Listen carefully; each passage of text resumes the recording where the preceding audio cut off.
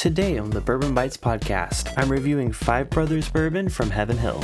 Is this distillery exclusive worth a trip to the gift shop, or is it just a marketing gimmick? Let's find out.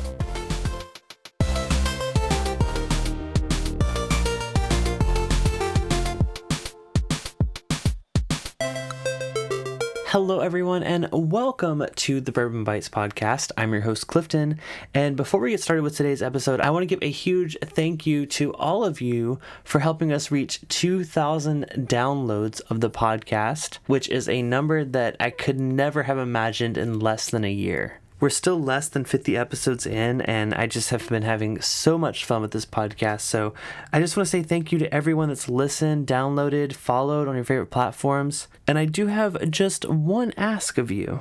As of right now, we are sitting at 12 ratings and 5 reviews of the podcast on Apple Podcast, and I am so thankful for those of you that have taken the time to do this. But if you have not yet rated and or reviewed the podcast on the Apple Podcast platform and you're enjoying the show, believe it or not, it's super helpful when it comes to having people discover the podcast. It helps out when I'm reaching out to brands to have them either on the show or to send samples for review. Seeing those ratings and reviews are so important for a growing podcast. And even if you could just take, some time to write, 1 or 2 sentences about what you enjoy about the podcast, I will be forever grateful. Even if you do listen on a different platform, you can leave an Apple Podcast review, I believe, from your web browser or definitely the Apple Podcast app. So if you could take a moment, whether you want to pause and do it now or do it while you're listening to the podcast, I would just really appreciate that. And again, thank you to everyone that's rated and reviewed in the past. It has helped my rankings. I'm very glad to hopefully be reaching new people. And I just want to say thank you for coming here, and thank you to you guys for helping me reach this milestone of 2,000 downloads. It means a lot to me. So with that, let's drink some bourbon. So this is a sample that I got from my friend David at Whiskey in My Wedding Ring. It was actually a distillery-only release from Heaven Hill that came out last year. Did not have a chance to grab it because, obviously, I'm in Southern California, not Kentucky.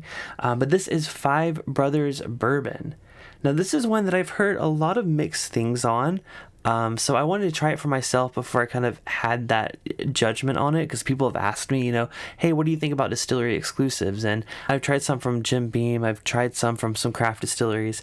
But with Heaven Hill, the only thing I've tried that's technically a distillery exclusive are the Elijah Craig Select single barrel grenade bottles that come out. They're like the little 200 milliliter bottles, I think, bottles that are 125 proof.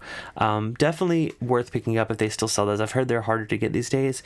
But this is a relatively new distillery-only release, and it's called 5 Brothers Bourbon. Now, thankfully, this comes in a full-size bottle. A 750 milliliter bottle goes for $60. And what you get for that is a 90 proof non-age stated bourbon. Now, we do know this is a blend of 5 different bourbons ranging from 5 to 9 years old. And this came out back in June 2021. I believe it's still available. But if you guys have heard different, let me know over on Discord. I just haven't heard much about this bottle lately.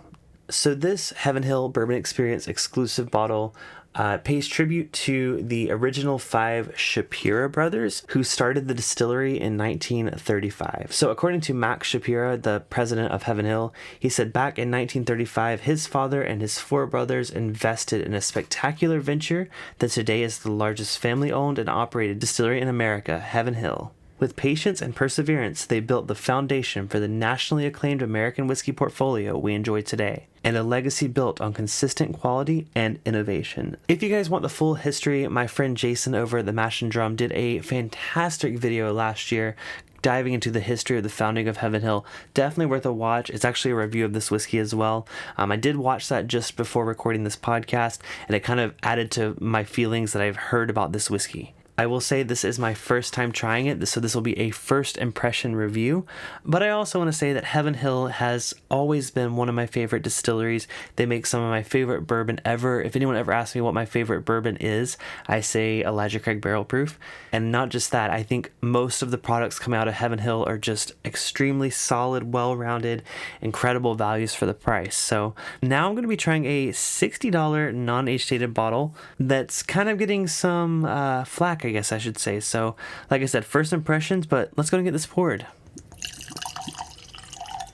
Now, typically, I don't read reviews of bourbons or whiskeys before I review them on the podcast, but I think this one's kind of an exception because it came out last year and it was kind of a controversial release. So I did, hear about it for a year before I had a chance to try it.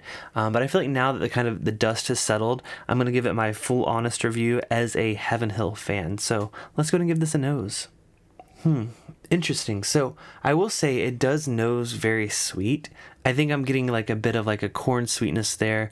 There is some nuttiness, which is kind of similar to some Jim Beam products I've had in the past. Jim Beam being my second favorite distillery, so you already know I love that flavor profile, but there is a bit of nuttiness and a sweetness on the nose. I do think that it kind of smells a little young compared to what I'm used to, especially from Heaven Hill. Now, it's been a minute since I've had like Evan Williams Bottled and Bond, which is a 4-year at least product. I have had Evan Williams 1783 relatively recently, which I think it's kind of in a similar age range as this one. And proof as well. I think Evan Williams 1783 I've talked about on the channel several times. It was kind of my entry into being a bourbon lover. I had, of course, tried, Jack Daniels and things before that, but the first bottle I ever bought to try to get into whiskey and pick up flavor notes and tasting notes was Evan Williams 1783, which they've since updated it and they've added a bit more proof to it. They've given it a nicer bottle, and I really do enjoy the new 1783. And that one's still, a sub $20 bottle. So right now, let's go ahead and give this $60 Heaven Hill a taste. Cheers. I will say taste definitely is better than the nose. I was a bit worried when I was smelling it. I was like, oh no, this smells like really just young distillate. But if you're a fan of that like nutty Heaven Hill sort of Jim Beamy kind of profile, I gotta say that first sip is very, very nice. I will say though, it is sweet. I heard a lot of people comparing this to like a peanut butter kind of flavor, and I'll go a step further. This is like, honestly, one step above Screwball. And don't get me wrong, I do like my flavored whiskey when the occasion calls for it. I did a whole flight on YouTube comparing a bunch of different peanut butter flavored whiskeys. I think that was a couple years back now. But I'm a big fan of the nutty flavor profile. So this is kind of triggering some of those memories of some of the flavored whiskeys because how sweet and how peanut buttery this is. Of course, let me let me clarify. This is nowhere near as sweet as a flavored whiskey. It is a 90 proof, which is a good step above those, but it is a similar flavor profile. It's less of the roasted peanut kind of note and more of the sweet and salty, not natural peanut butter kind of note. I know that sounds kind of weird, but like natural peanut butter is typically more nutty and less sweet, and it has a lot more of a natural peanut taste. This is more of like the Jif peanut butter, kind of like the sweet sugar added peanut butter. And for a 90 proof whiskey, it honestly is a little thin. There's not much body, not much mouthfeel. And for it being, between 5 to 9 years old, I'm a little surprised because I thought I kind of knew what that age range from Heaven Hill kind of tasted like. Don't get me wrong, the flavor profile is really good. I do like the sweet nuttiness to it. That's definitely my jam. But it is pretty thin. And for a $60 bottle, it's kind of hard to really recommend this. I get it, like you're going to distilleries, you're doing tours, and you want to buy a special bottle. I will say if you're at Heaven Hill and they do have those like grenade-sized bottles of Elijah Craig, like Barrel Select, I think those are much better bangs for your buck if you're looking for an exclusive product. I think those are unique, they're super flavorful, and they're definitely something you can only get at the distillery. Honestly, this is kind of reminding me of how I reacted to Jim Beam's Old Tub, the original release, not the new release that was nationwide. They used to have a distillery only release that was a 375 milliliter bottle. The label looked just like the classic one from the OG Old Tub, and I remember liking that. But I do think that was definitely, I don't want to say gimmick. Gimmick is such a strong word because, right, like I've worked in marketing. I get like advertising. You want to have something exclusive to drive people to your distillery. I totally get that, but I feel like overcharging for that just for the chance to buy something that you can't get anywhere else is kind of like F you to the consumer. That's just my opinion. Now, it's not like this is a bad whiskey. I think I do enjoy drinking it, and I think if this were similarly priced to the 1783, which is their Evan Williams small batch line, similar proof, similar age, and a $20 bottle, I think this would be really great. I could even see this being like a, $30 bottle. I think it's very balanced. I think it's a really nice, sweet bourbon for people that may not be typical bourbon lovers. It has a really cool story about the history of, founded by 5 brothers. There's 5 different bourbons mixed into this. I like that about it. I like that it has a really cool label and a cool bottle. But when you're talking $60 for a young-ish 90 proof bourbon from Heaven Hill, there's much better value there. There's, like I said, Evan Williams 1783. There's Elijah Craig's Small Batch, which is a, $25, $30-ish bottle, 94 proof, and, a lot more balanced, dare I say. I think this one leans on the sweeter end. There's not much oak going on. Elijah Craig has a bit more oak influence, a lot more balanced. You got some of those vanillas and those caramels. This, though, is still the sweet peanut butter note that I've read on a lot of reviews, but trying it myself, I definitely get that. So, do I recommend it? Not really. I think, if you're going to the Heaven Hill Distillery, definitely pick up a souvenir, grab your magnets, grab your stickers, maybe grab an Elijah Craig aged maple syrup. I saw those when I was there. And like I said, the grenade sized bottles, but I would say skip this one. It's not my favorite Heaven Hill product. I think it's a bit overpriced, and unless you want it for the collectability aspect in the story, definitely give this a pass. So out of my rating system of out of 8, I would probably give this a 4 out of 8. This is right middle of the road. It's nothing, I would seek out. It's nothing I would just turn down at a bar. But I definitely wouldn't be paying the $60 price point of this one. So it's definitely worth, giving a try. I'm really thankful for David for providing the sample. But yeah, I think I would skip this at the distillery if I saw it. So follow-up question that I'm really curious to hear.